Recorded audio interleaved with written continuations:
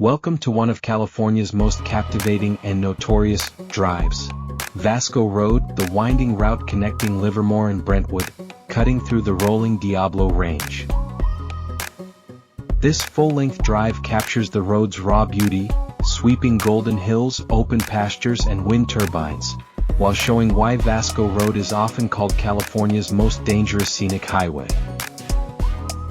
Originally built as a rural connector in the early 1900s, Vasco Road became a vital commuter corridor by the 1950s. Today, it carries over 22,000 vehicles daily, serving as a key link between the East Bay and Contra Costa County. But despite its importance, much of the road remains a narrow two-lane route with sharp turns, blind spots and minimal shoulders.